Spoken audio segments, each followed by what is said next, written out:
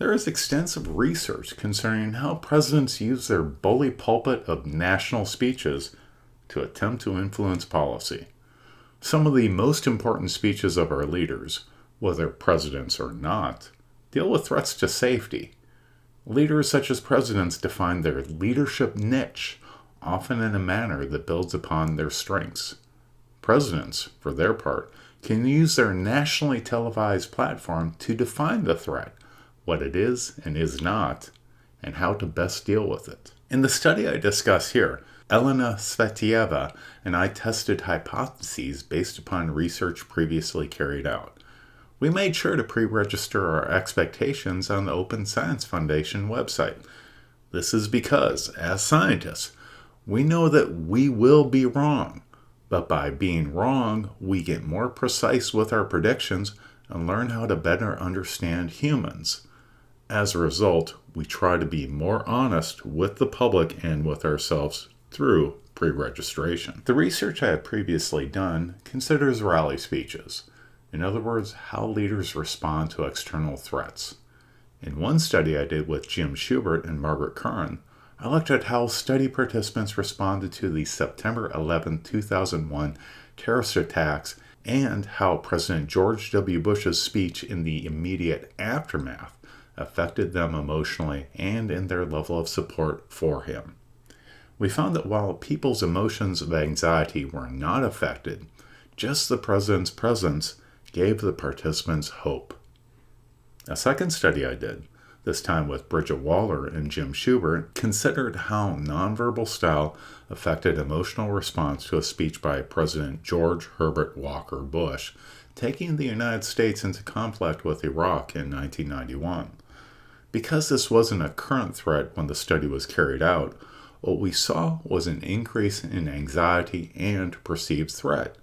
Perhaps more important, we saw that inappropriate microexpressions negatively influenced emotional response to the speech.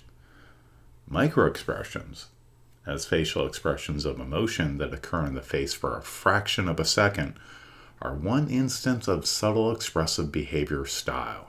Unlike typical facial expressions of emotion, which can last up to 4 seconds, microexpressions are hypothesized to be produced largely involuntarily. As a result, they may indicate otherwise concealed emotions and behavioral intent. Here we see a screen capture of Donald Trump engaging in a microexpression during his Republican National Convention acceptance speech in 2016. His distinctive microexpression sees Trump pulling his lip corner straight back while taking a sharp intake of breath. He did this twice, both immediately prior to referencing terrorist attacks close to home, in this case, an office party in San Bernardino and the Boston Marathon. In an experimental study that Elena Svetieva and I carried out 1 month before the 2016 presidential election, we found that there is a small to moderate effect of these microexpressions on all the participants' perceptions of Trump's competence. Trustworthiness was also increased if participants viewed a short video of Hillary Clinton first. In other words, microexpressions apparently worked as a form of nonverbal punctuation. However, a replication of this a week before the election suggested that microexpressions did not have an effect on perceptions. This suggested that people had already made up their mind about Donald Trump's leadership traits. The questions we were left with was, did Donald Trump's microexpressions have an influence on people generally, or would his supporters be affected differently from the other participants? Trump's March 11, 2020 COVID-19 speech provided just such an opportunity to test this out. From this 11-minute speech, we consider the first minute when Trump showed just such a microexpression.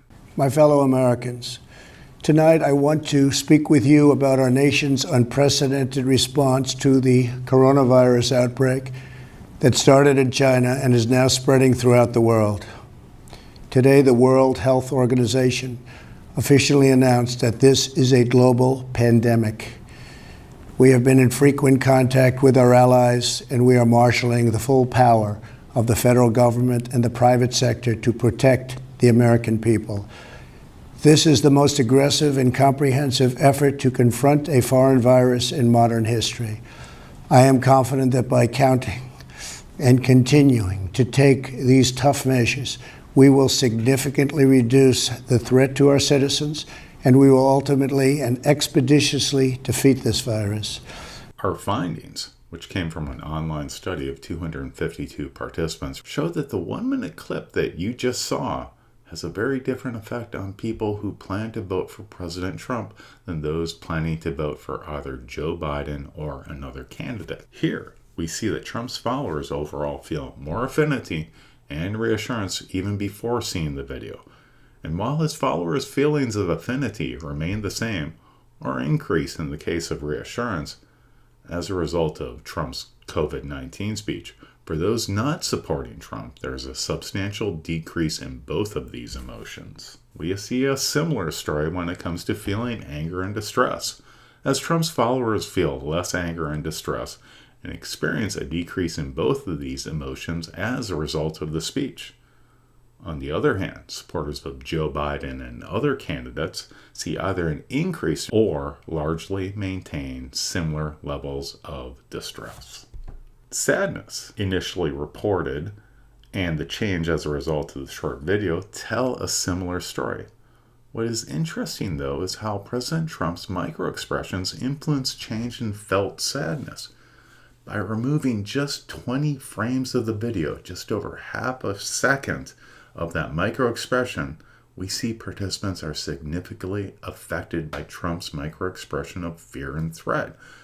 By participants having their sadness slightly diminished by this microexpression, we can conclude with the typical scientific caveats that the display behavior functions as a form of nonverbal punctuation and affects all participants. In conclusion, the COVID-19 pandemic is unique, as it has been a national emergency that rarely occurs, with the last similar instance occurring over a century ago. By portraying himself as a wartime leader addressing the China flu, President Donald Trump most explicitly and officially attempted to define the COVID-19 pandemic during his March 11, 2020 Oval Office speech to the nation as a rally event in which a known enemy may be met and defeated by a dominant leader.